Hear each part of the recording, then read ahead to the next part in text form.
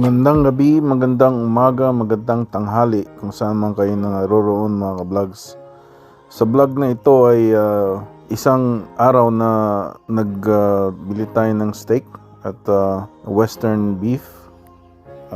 Ang known ang west side sa beef ng Canada. And may bagong tour dito sa Prince George, British Columbia na chinek out natin. Sinakita ko yung flyer. Pa-open lang ng June 14th. June 15th pa lang ngayon. So yan. Nag-drone lang muna tayo. At yan. At ito yung after nung mga nangyari na yung mga event. So just enjoy the view.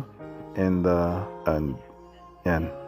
Tingnan na lang natin ang mangyayari sa buhay dito sa Canada. Yan. Siya nga pala, the weather saying na may La Nina this summer. So ibig sabihin, yung ocean water is not as warm. Pagka El Nino, yung Pacific Ocean, warm yung water. Pero ngayon, La Nina is medyo lumalamig ang ocean. So I don't know kung ano yung repercussion ng pagka malamig yung ocean. I think it's more prone to tornado. Kaya marami tayong mga tornado. Ganyan.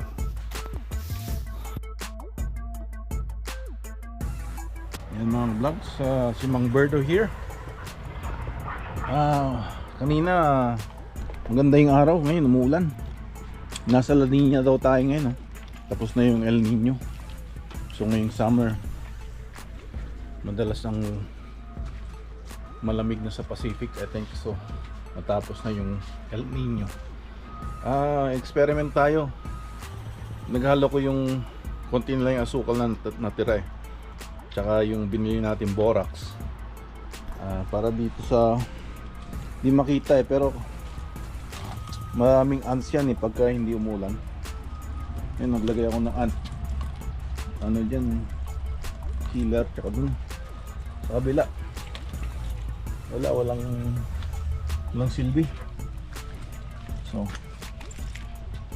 nilagyan natin dito sa lagay ko lang dito sa side kasi baka mabasa. So yan, nilagay ko dito sa bukana ng garahe.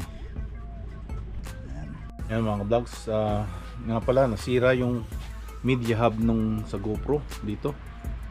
So wala siya yung pagka yung omnidirectional na mic, I think.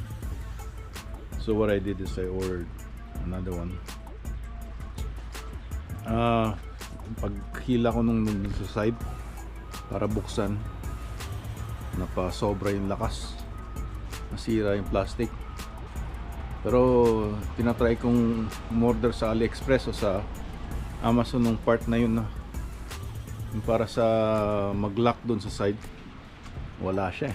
Hindi ko ma-order. So I just ordered another one. Yan. May tira tayong ground beef. So yan natin mga vlogs. Gawin natin.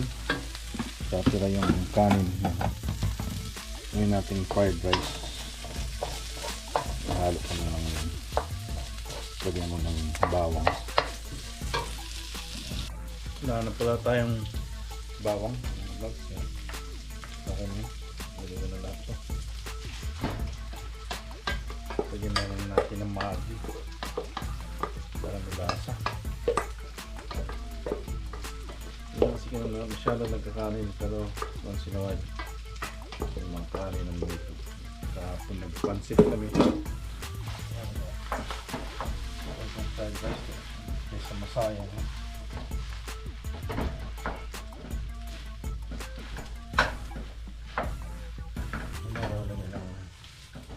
Nilasa na yung ground beef. So nalalagyan ng mga nalagyan ko lang ng konting Ajinomoto. Flavor enhancer. Ayan natin yan. Halo. dinagdag ko na rin yung chicken na natira para may lasa. Yan yung Portuguese chicken galing sa Superstore. Yung mga vlogs ang pangat natin pampano na steam fried rice na ginawa natin. So, meron binili dito si Milano. Yan, sinaing na tulingan. Ayan, kala ko gata hindi pala. Okay, ay mga ka-vlogs, yan, puntahan natin itong ka-open lang kahapon. So yung checking ko tong Canadian Diamond strip loin steak. Yan, dito sa Buy Low Foods. Yung dating yung dating Sabon, yan, pinalitan nito. I think it's a local owner. Yan, tingnan natin. Yan mga vlog, ito yung bagong dito, Buy Low Foods. Tingnan natin na makakuha tayo ng watermelon o saka steak, I think. So yan, tingnan natin. Tayo dito. Warehouse. So may music. Parang warehouse style. Parang Costco. Ayan. Yung mga shelvings. Ito mura to. Kuha tayo nito.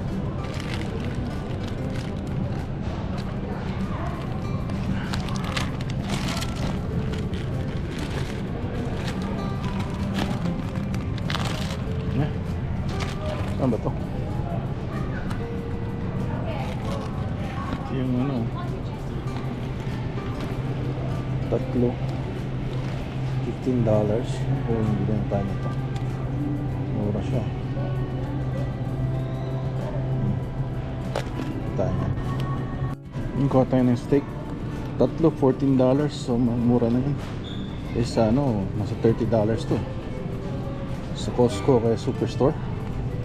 Ayan. Haba ng pila ng magbayad. So bayad muna ako. Isang pila lang Ayan mga ka-vlogs, muli tayo ng watermelon.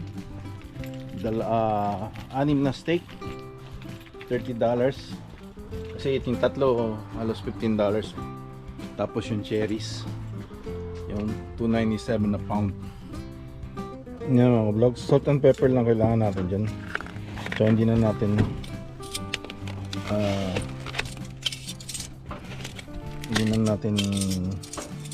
hugasan ng tubig.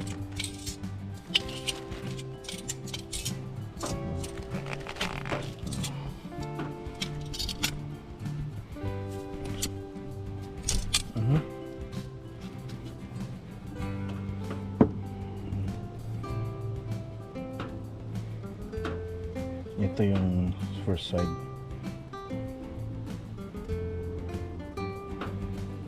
Parang sayang din yan dahil susunog lang.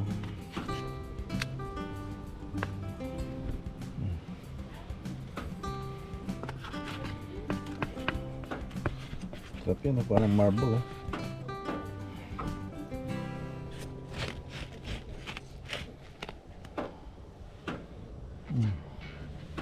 Yan. Ito nung isa.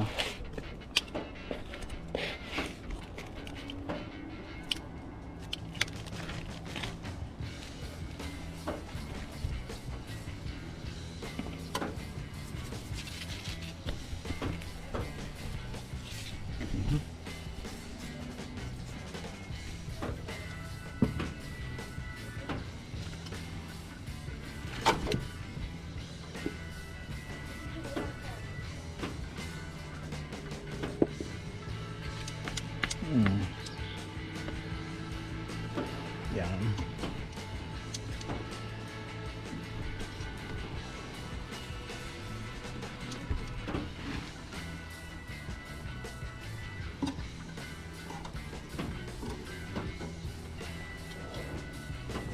Yan. So yan mga ka-vlog, so yung punong-puno na ng green leaves. Hindi mo na makita yung parang skeleton tree. Ayan, yung mga namatay na yung pine tree na yan, no? Pinutol yung isang pine tree na doon sa may gitna.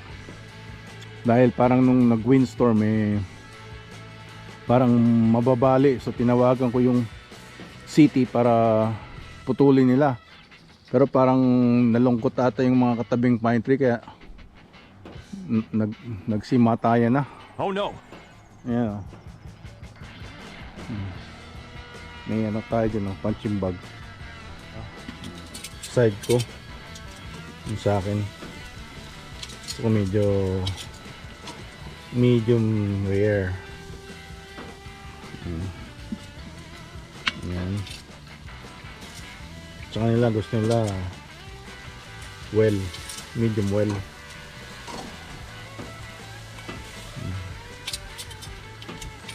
Mga 5 minutes pa yan sa akin to. Yan mga ka-vlogs, kaibigan, nanalo ang Oilers 8-1. Galing. Sana na-distribute yung 8 points na yun sa ano, no, sa mga previous games nila. At saka ewan ko sino unang umiscore kanina, no? 8-1. Pero 6-1 nung nabutang ko eh. Tapos 8-1 yung finals. Magaling. Sana manalo silang 3 in a row para makuha nila yung Stanley Cup, no? Pero mga malabo. Hirap yun. From 3-0 deficit magiging 3-1 na. Tapos kailangan maging inaro sila, manalo. Hirap, no? Ganun talaga pagka naghahabol.